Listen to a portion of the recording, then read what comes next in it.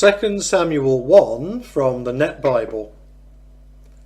David learns of the deaths of Saul and Jonathan.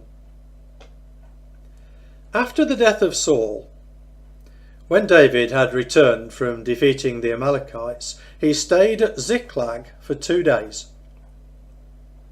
On the third day, a man arrived from the camp of Saul with his clothes torn and dirt on his head.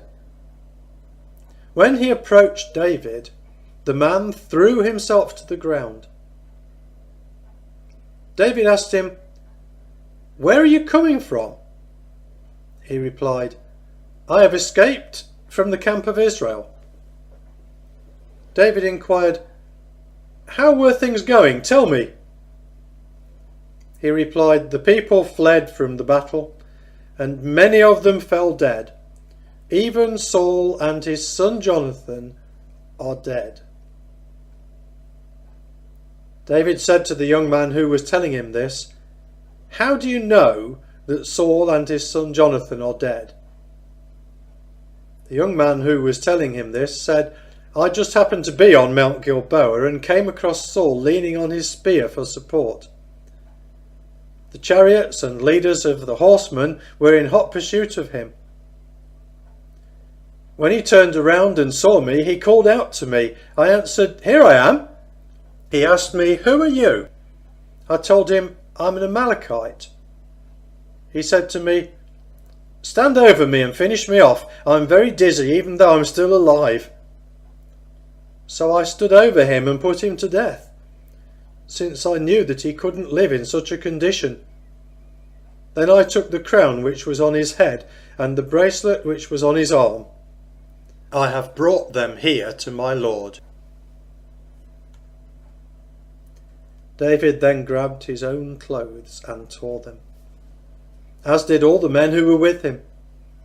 They lamented and wept and fasted until evening, because Saul, his son Jonathan, the Lord's people, and the house of Israel had fallen by the sword. David said to the young man who told this to him, "Where are you from?"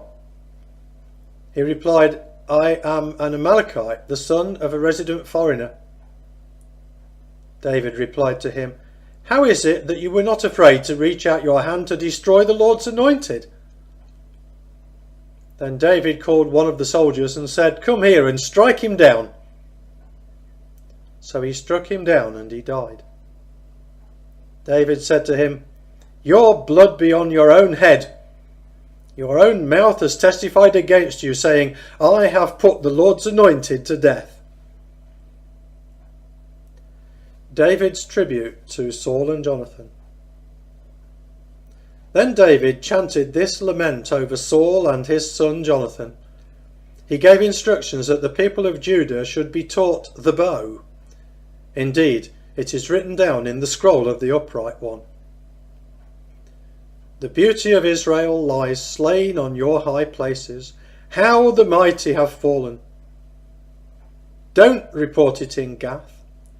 Don't spread the news in the streets of Ashkelon, or the daughters of the Philistines will rejoice. The daughters of the uncircumcised will celebrate. O mountains of Gilboa, may there be no dew or rain on you, nor fields of grain offerings.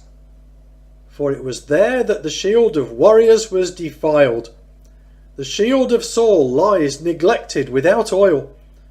From the blood of the slain, from the fat of warriors, the bow of Jonathan was not turned away.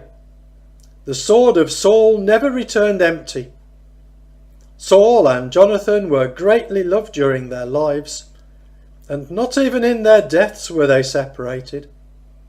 They were swifter than eagles, stronger than lions. O daughters of Israel, weep over Saul, who clothed you in scarlet as well as jewellery, who put gold jewellery on your clothes. How the warriors have fallen in the midst of battle. Jonathan lies slain on your high places. I grieve over you, my brother Jonathan. You were very dear to me. Your love was more special to me than the love of women. how the warriors have fallen. The weapons of war are destroyed.